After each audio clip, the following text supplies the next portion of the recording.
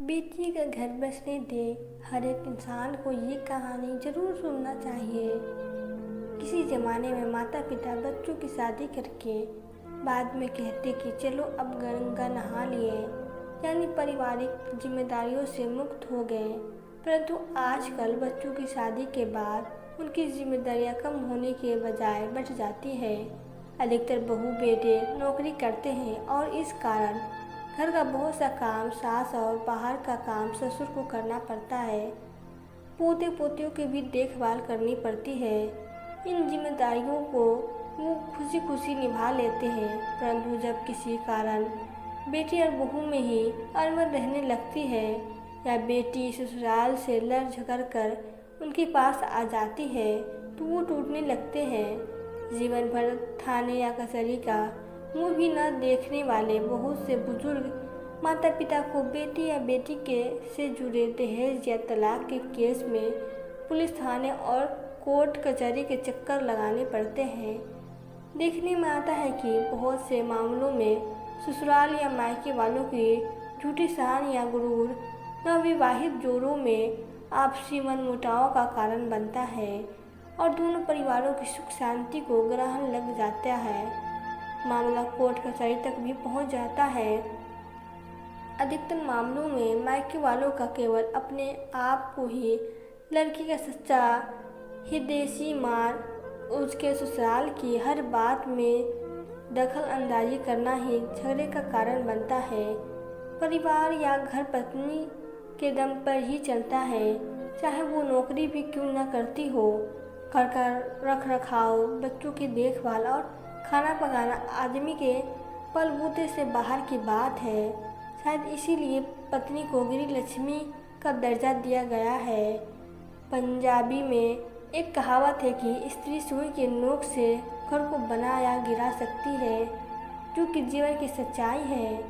अपवाद के रूप में कुछ लड़कियां शादी के बाद माता पिता के बहकावे में आ केवल अपने हक का ही ध्यान रख अपने फर्ज को भूल जाती है। अभी तक तो लड़कियों को ही शादी के बाद पति के घर आना पड़ता है, इसलिए नए माहौल में अपने को ढलने की जिम्मेदारी भी लड़की की बनती है। परंतु इसके लिए पति और ससुराल के सदस्य का सहयोग का होना भी बहुत आवश्यक है। सब माता पिता अपनी बेटी की शादी उसके घर बसाने के लिए ही करते हैं और बहुत अधिक मामलों में उसका घर बस जाता है। शादी के 1-2 साल तक तो पति पत्नी को कुछ समय के लिए भी एक दूसरे से मजबूरी में दूर रहना भी खलता है। इसका कारण कुदरती तौर में आपस में प्यार और लगाव का पनपना ही होता है। ऐसे में यदि कोई लड़की बात बात पर रूठ कर मायके चली जाए तो उसके माता पिता का फर्ज बनता है कि वो उसे समझाए, न कि भड़काए, क्योंकि अधिकतर मामलों में समय के साथ छोटी मोटी गलतफहमियां अपने आप ही दूर हो जाती है। ससुराल में लड़की को कौन सी कमियां का सामना करना पड़ सकता है, ऐसी बातें लड़की के माता पिता को शादी तय होने से पहले देखनी चाहिए। बाद में विवाद पैदा कर लड़के या उसके घर वालों को कोसना लड़की के वैवाहिक जीवन को नुकसान ही पहुंचाता है। नई पीढ़ी के लड़के लड़कियों में किताबी ज्ञान तो बहुत अधिक है, परंतु व्यवहारिक बुद्धि का काफ़ी अभाव है। शादी के बाद पति पत्नी को सुख के साथ काफ़ी जिम्मेदारियां भी निभानी पड़ती है। इनको निभाने के लिए पति पत्नी का आपसी सहयोग बहुत लाभदायक होता है, परंतु माता पिता के बहकावे में आप कुछ ना समझ लड़के या लड़कियां पति पत्नी के पवित्र रिश्ते को भूल आपस में हर वक्त झगड़ने और एक दूसरे को नीचा दिखाने का प्रयास करने लगते हैं। वो भूल जाते हैं कि पति पत्नी के रिश्ते में वो दूसरी महिला या पुरुष के जैसे ही माता पिता का बात बात में हस्तक्षेप करना भी वैवाहिक जीवन की नींव को हिला देता है। इस बात की पुष्टि हाल में छपी खबरों बाप रे बाप दामाद से लिए 8 लाख बेटी को ढेला नहीं दिया और ससुराल में नहीं थी बिजली मायके लौटी बहू से होती है।